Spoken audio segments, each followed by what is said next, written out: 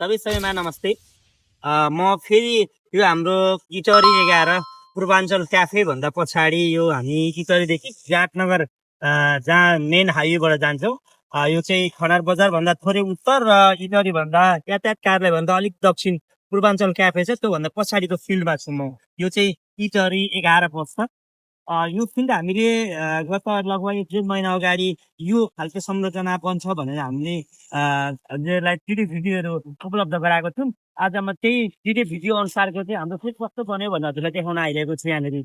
हामीसँग यहाँनिर 8.5 जोर 9 जोर 10 जोरको टुक्राहरू छन्। यसमा 2,50,000 3 लाख धुरसम्मको जग्गाहरू छन् जुन चाहिँ हजुरले छानेर लिन सक्नुहुन्छ। अब चाहिँ हामीसँग 50% जग्गाहरू बिक्री भइसकेका छ। तपाईँले जुनसुकै माध्यम अनुसार चाहिँ यहाँ आएर हेरेर हजुरले फुल कस्तो बनिरहेको छ त भनेर घुमेर लिन सक्नुहुन्छ। त्यसमा 6 महिनासम्मको भाका अनि त्यहाँबाट ब्याङ्किङ फाइनेन्स सबै खालको सुविधाहरू हजुरलाई उपलब्ध छन्। हामीसँग यहाँनिर बन्दै गरेको संरचना हजुरले हेर्नु होला। यो निकासको अलरेडी संरचना बनाइसकेको छौँ। अब यहाँ बाँकी काम भनेको टायल लगाउने कामहरू बाँकी छ अनि सडक बत्तीको लागि पोलहरू हामीले अलरेडी यहाँ गाडिसकेको छ। अब यो प्लास्टिक तार आउँछ अनि सडक बत्ती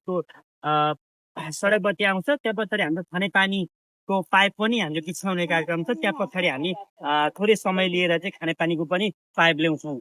सबै संरचना हेरेर हामीसँग विराटचोक, गोरगाउँ, इटरी को यो इटरी 11 भयो। माथि हाम्रो आदिवासीमा पनि नयाँ प्लानिङ स्टार्ट भइरहेको छ र भाटभटेनी एरियामा पनि प्लानिङ छ। हजुरले जुन एरिया हजुरलाई जग्गा चाहिन्छ हामीसँग 1 लाखदेखिको 4 लाख धुरसम्मको जग्गाहरू उपलब्ध छन्। हजुरलाई जहाँ जुन लोकेसन चाहिन्छ हामीलाई हाम्रो कम्पनीलाई सम्पर्क गरेर आउनुभयो भने हजुरलाई डाइरेक्ट सम्पर्क गरे बापत 10% सम्मको छुट दिनेछौँ जुन चाहिँ हजुरले दोस्रो व्यक्तिमा जानुभयो भने पाउनुहुने छैन। हस्, धन्यवाद।